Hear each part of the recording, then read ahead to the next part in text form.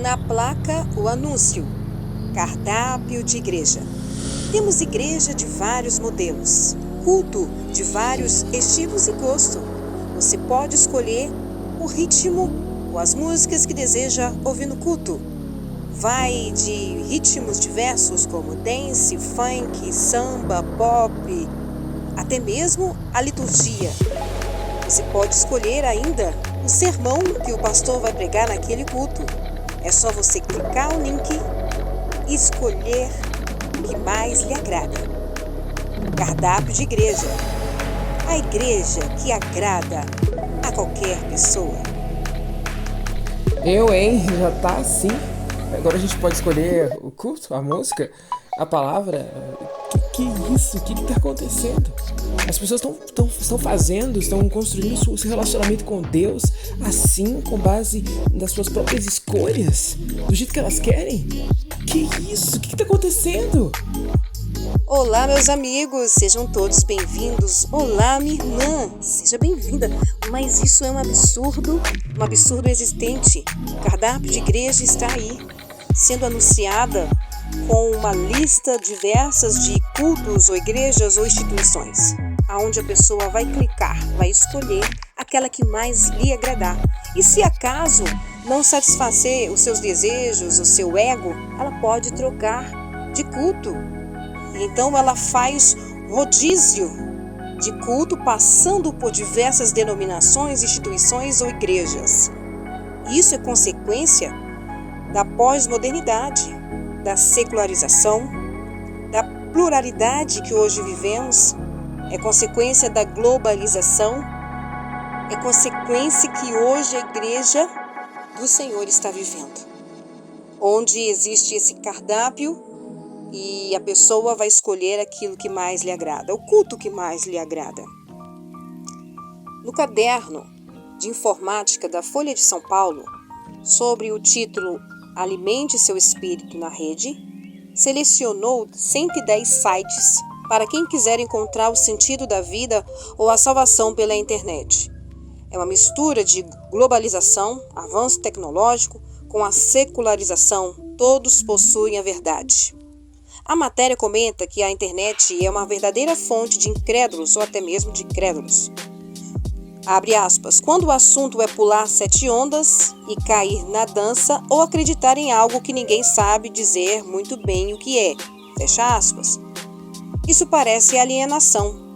Na mesma matéria, há um depoimento do bancário aposentado que alega ter encontrado a salvação como um internauta. Diz ele, o Senhor usou a internet para me alcançar. Hoje, eu a uso para contar minhas histórias e orientar outras pessoas no caminho da salvação. Resolvi me concertar no estudo e me concentrar na palavra e na interpretação das Escrituras e aceitei Jesus como Salvador, sem influência de denominação ou sistema religioso. Fecha aspas.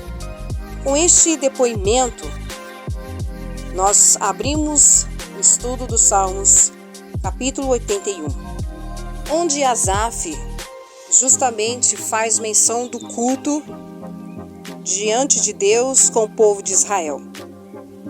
Em primeiro lugar, nós observamos a necessidade de congregar. Existe essa ideia pós-moderna, principalmente com a influência da internet, e piorou com o auge da pandemia, onde foi-se necessário fechar por algum tempo o culto público, não só este, como fechou de forma geral, o famoso lockdown, e as pessoas se concentraram em participar do culto pelas lives. A questão é que tudo voltou-se ao normal, mas muitos continuam participando do culto pelas lives. Justifica que pode ser longe ao templo de sua casa, ou mesmo pela comodidade de estar sentado e ouvindo o culto, e ele pode fazer a escolha que lhe agrada. Ele pode escolher aquele culto, se não agradar, ele troca, e mesmo também pelas redes de TV aberta, ele faz a escolha daquilo que ele quer. Porém, ele não congrega.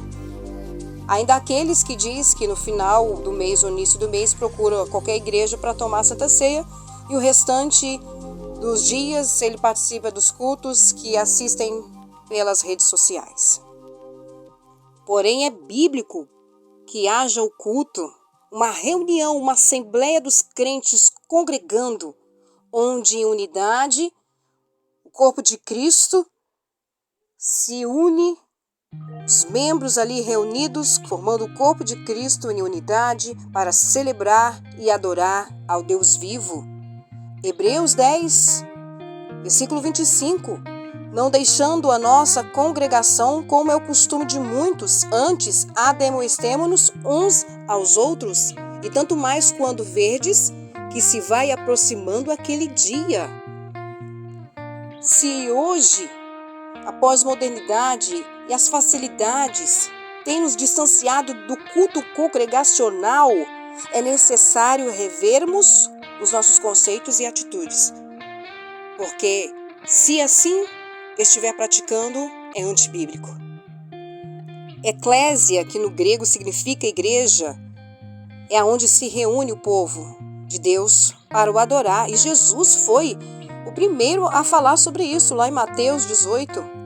Foi o primeiro a dizer que é necessário a reunião do povo de Deus, uma convocação para a adoração a Ele. E as consequências dessa pós-modernidade, da secularização que valoriza a verdade pessoal de cada um, ou relativismo, com isso as igrejas evangélicas pós-modernas se motivam em pessoas. Quando se fala em culto, não há motivação para cultuar a um Deus vivo reunindo na congregação, mas a motivação é em pessoas. Quem vai estar lá? Quem vai cantar? Quem vai pregar? O interesse é o que eu vou ganhar. Não existe um interesse em buscar intimidade com Deus e muito menos com o próximo. É preciso um alerta. Assim como no Salmos 81, Deus trouxe uma advertência quando o povo estava reunido na congregação. Hoje é necessário se fazer um alerta, cuidado. O cristão precisa ter profundidade com Deus, conhecer o seu Deus, e um dos meios que conhecemos ao Senhor é estar reunidos na congregação para ouvir a palavra e para celebrar em adoração a Ele. Cuidado! Os conceitos da pós-modernidade têm desvalorizado os conceitos bíblicos e com isso fechamos os olhos, e com isso muitos se fecham os olhos e dizem que são cristãos, que são evangélicos, mas cadê a vida de Cristo em ti? Cadê a vida de Cristo em nós? E infelizmente essa fragmentação de culto, aonde os seus próprios organizadores oferecem um modelo, diversos modelos ou um único produto, com a intenção de satisfazer as necessidades do indivíduo, até mesmo se apropriando de modelos utilizados no mundo, com a intenção de agradar o público, com a intenção de ter quantidade e não qualidade, com a intenção de ser o mais visualizado, mais pop. E qual é o grande problema disso tudo? É a falta da identidade cristã, é a falta da comunhão, é a falta do amar o próximo, é a falta de amar e adorar a Deus em comunidade. E quando estamos reunidos como corpo de Cristo, numa congregação, numa assembleia, no culto, estamos ali relembrando o que Cristo fez na cruz por nós, a redenção. Em Cristo somos edificados uns com os outros, não para ter uma vida solitária, uma adoração solitária, uma adoração individual. De fato é necessário ter o seu culto pessoal individual, mas no que estamos falando aqui, no culto, aonde reunidos possamos edificar uns aos outros. É claro que existem os cultos chamados células, feitos em casas, realizados em casas, os cultos, que são cultos domésticos realizados somente com a família, mas isso não pode de nenhuma forma substituir o culto congregacional. E aqui Asaf, no capítulo 81, está reunido com o povo de Deus para trazer uma celebração ao Senhor, uma adoração ao Senhor, e ele começa dizendo assim: cantai alegremente a Deus, nossa fortaleza, celebrai o Deus de Jacó, tomai o saltério e trazei o adufo e a harpa, suave e o alaúde.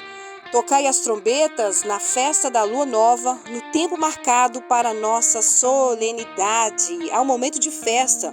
Sim, basicamente 7 festas o povo de Israel realizava anualmente, e esta aqui era da lua nova, a festa da colheita, ou da trombeta, ou do tabernáculo, e estavam ali reunidos para adorar o Senhor. Então percebam que havia música, havia instrumentos.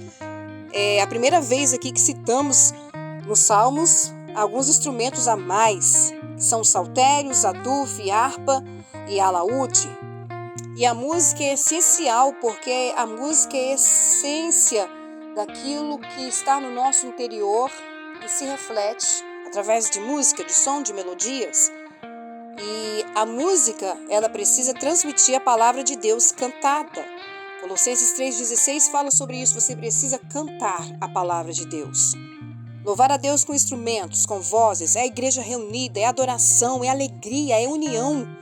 Nossa, eu não sei você, mas durante a pandemia, quando foi necessário fechar as portas das igrejas por motivo de prevenção, é claro, como aquilo foi horrível. Não ver os irmãos cantar na igreja vazia, fazer lives sem ver o irmão dando glória a Deus, ou ouvir o som de palmas, ou o som de vozes, sem poder abraçar. A falta do abraço, não somente na comunidade cristã, mas de forma geral, trouxe muitos prejuízos, dentre eles a depressão, até mesmo o suicídio, porque o toque, o abraçar, o estar com o outro é saúde psicológica. E estar com Cristo, no meio do corpo de Cristo, é saúde psicológica, emocional, sentimental. Sim, a adoração, ela requer um conhecimento. Você precisa conhecer a quem está adorando. Por isso que as canções precisam falar sobre Deus, sobre Jesus, sobre a Trindade, Pai, Filho e Espírito Santo. Precisa cantar os estatutos do Senhor, precisa cantar a sua palavra. E qual é o espírito do culto? Aqui, no capítulo 81, nós vamos aprender alguns elementos importantes, essenciais dentro de um culto. E, em primeiro lugar, nós precisamos entender que o nosso coração precisa estar preparado para cultuar a Deus na congregação. Durante a semana, naquele dia ou no domingo, eu preciso preparar minha alma, minha mente, meu coração, com o corpo, alma, espírito preparados para cultuar ao Senhor. Então vamos entender o que o Salmos 81 vem nos ensinando. Em primeiro lugar, o espírito. Qual é o espírito do culto? Segundo, qual é o motivo do culto? Qual é a razão de se cultuar? Terceiro, qual é o conteúdo que precisa estar naquele culto? O quarto, as advertências dadas por Deus. Quinto, qual é o tipo de promessa que eu preciso guardar em meu coração ao sair daquele culto? Então, dos versículos 1 ao versículo 4, nós vamos entender que o meu espírito precisa estar ligado com o Espírito de Deus. E qual é este Espírito? Está escrito lá no livro de João, em espírito e em verdade. A nossa adoração, o nosso culto prestado a Deus deve estar enraizado na palavra de Deus. E esta é a raiz do culto em verdade, entoada por um coração alegre e que de fato deseja adorar ao Senhor, fundamentados na verdade da palavra de Deus, naquilo em que se crê. Então muitas vezes entoamos cânticos, louvores, mas nem sabemos o que estamos cantando, ou cremos naquilo que estamos cantando. Então, em primeiro lugar, o espírito deve ser em espírito e em verdade. O culto cristão, ele precisa estar focado em Deus Pai, Deus Filho, Deus Espírito Santo. Por quê? Porque quando focamos em homens, a adoração torna-se pagã. porque Deus é retirado do centro do culto. Agora eu pergunto, qual é a sua expectativa ao ir para o culto? Será que a sua expectativa está nos louvores que vão ser cantados, naquela banda top, naquele pregador famoso? Você precisa ir para o culto pensando em Cristo, em agradar a Cristo. Você precisa se preparar para ir para o culto, colocando a sua ansiedade, os seus medos diante do Senhor, para que todos os obstáculos que te impedem de adorar a Deus possam ser retirados. Agora, dos versículos 5 ao 7, nós vamos ver os motivos do culto. A palavra de Deus diz assim, em Salmos 81. Clamaste na angústia e te livrei. Respondi no lugar oculto dos trovões. Provei-te nas águas de Meribá. Selá. Vocês se lembram que essa palavrinha, quando ela aparece aqui, significa interlúdio, momento de pausa, momento para reflexão sobre aquilo que foi cantado. Continua o texto. Ouve-me, povo meu, e eu te ademoestarei. Ah, Israel, se me ouvisse, não haveria entre ti deuses alheio, nem te prostrarás ante deuses estranhos. Eu sou o Senhor teu Deus, que te tirei da terra do Egito. Abre a tua boca e eu te encherei. Olha que interessante. Nesses versículos, no versículo 5, observamos a salvação. Observamos a revelação de Deus. A paciente provisão de Deus e sua compaixão no versículo 7. Deus ali trouxe salvação quando o povo estava no Egito.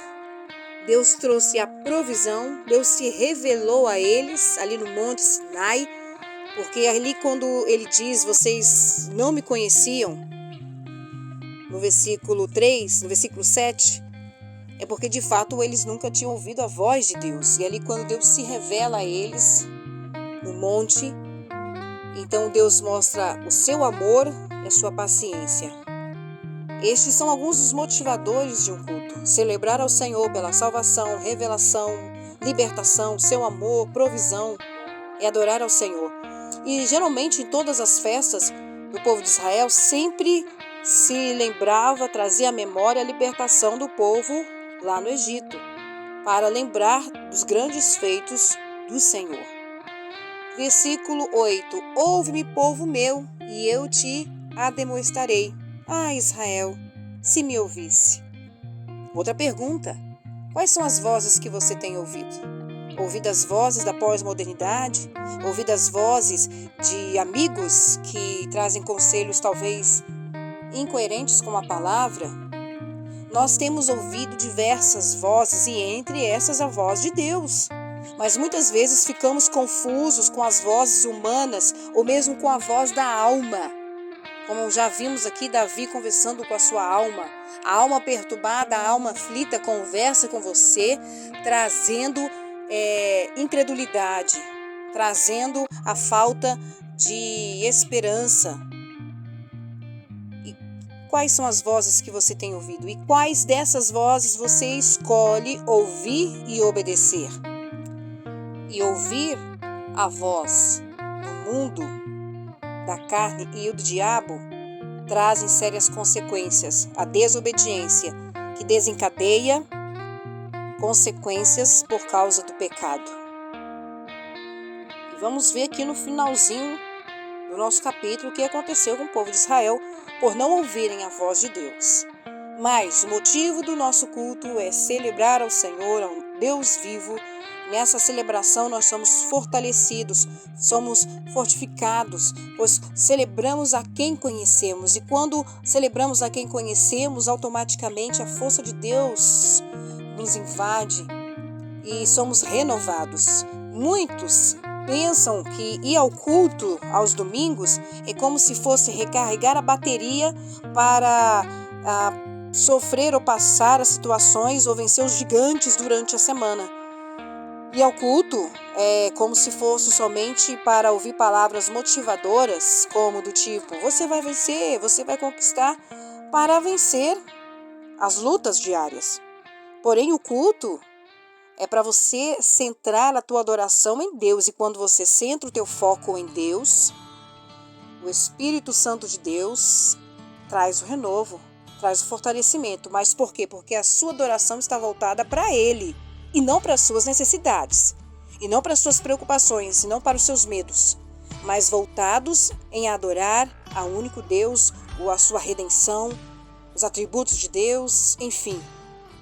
O objetivo do culto é adorar a Deus, e não o que Ele pode fazer por mim ou fazer por você. É celebrar as suas grandes verdades, é celebrar a palavra. E qual deve ser o conteúdo do culto? Versículo 8 ao 10. É a palavra. A palavra precisa ser o conteúdo. Muitas vezes o altar tem sido usado para falar assuntos concernentes à necessidade humana ou assuntos de espécie humana. Nada espiritual, nada bíblico, nada voltado à palavra. E aqui eles relembraram os 10 mandamentos. E Asaf faz o resumo desses 2 mandamentos nos versículos 8 e 10. Então é a palavra de Deus, que é este o conteúdo que precisa estar do início ao fim. Desde os louvores, as orações, a palavra, a pregação, o sermão, precisa estar focado na Bíblia Sagrada. E a advertência que é entoada no culto, a partir do versículo 11. Mas o meu povo não quis ouvir a minha voz, e Israel não me quis, pelo que eu os entreguei aos desejos do seu coração, e andaram segundo os seus próprios conselhos. Ah, se o meu povo me tivesse ouvido, se Israel andasse nos meus caminhos. É isso que acontece. Quando não andamos no caminho do Senhor, quando não obedecemos, o nosso culto não sai, não vai nem nas nuvens. Por quê? Porque como diz a palavra que eu entreguei aos desejos do seu coração. É isso que está acontecendo nesse cardápio de culto que hoje vivemos. Está entregue ao desejo do coração humano. Eu não me satisfiz, eu não estou contente com esse culto, com essa igreja, então vou mudar. E amanhã eu troco e assim eu vou trocando e não tem identidade cristã. Satisfazer que hoje a pós-modernidade, com todos os seus segmentos, tem gerado o coração humano. Isso traz consequências, porque se o povo de Deus tivesse obedecido ao Senhor, ele teria cumprido as suas promessas, a sua aliança, e eles seriam abençoados com a proteção do Senhor e a sua provisão descrito no livro de Deuteronômio 28:15. E no final, nós observamos as promessas. Em breve eu abaterei os seus inimigos e voltarei a minha mão contra os seus adversários, os que aborrecem ao Senhor, se iam sujeitando e o tempo deles seria eterno. E eu o sustentaria com trigo mais fino e o saciaria com mel saído da rocha. São as promessas. E quem é esse trigo? Quem é esse mel? É o próprio Jesus. É o próprio Jesus, que são os elementos que precisam estar no culto, porque no culto o Espírito Santo nos convence do pecado.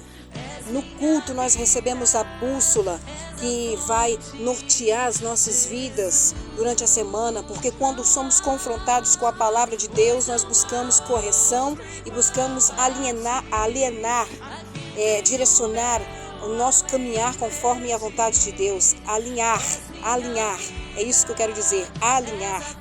As nossas vidas precisam estar alinhadas com a palavra de Deus, e ela é a bússola. Então, quando eu estou no culto, eu recebo essa renovação. Quando eu adoro ao Senhor em espírito e em verdade, quando eu estou no culto, eu esqueço de mim mesmo e de minhas necessidades e começo a focar naquele que pode todas as coisas, naquele que é o Criador de todas as coisas, naquele que merece todo louvor e toda adoração. Portanto, o seu culto precisa ser focado em Deus. Se prepare sempre antes de chegar ao templo e nunca deixe de congregar, porque a reunião do corpo de Cristo, a assembleia, a congregação faz parte da palavra de Deus, faz parte de promessas, e se você não estiver você perderá suas promessas.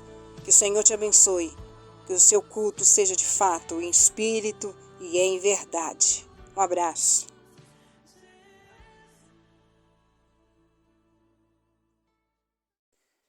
Se não for para te adorar, para que nasci? Se não for para te servir, por que estou aqui? Sim, eu quero te adorar, te adorar. Senhor, estou aqui. Oh, amado Deus, nós nascemos para te adorar. O Senhor nos formaste para te servir. E em unidade com o corpo de Cristo, buscar o teu nome em celebração. Mas muitas vezes estamos nos perdendo com tantas vozes que ouvimos, vozes por meio de redes sociais, de amigos, colegas, até líderes.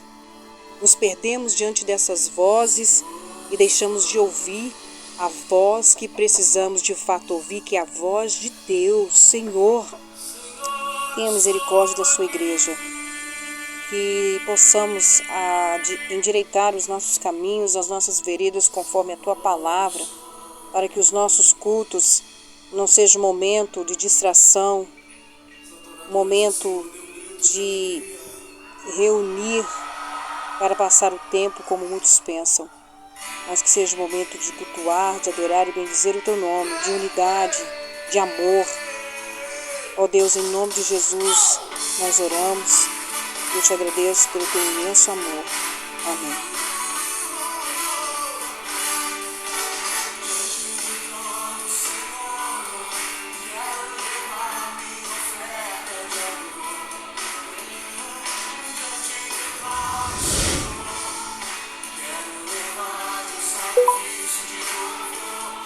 Amém.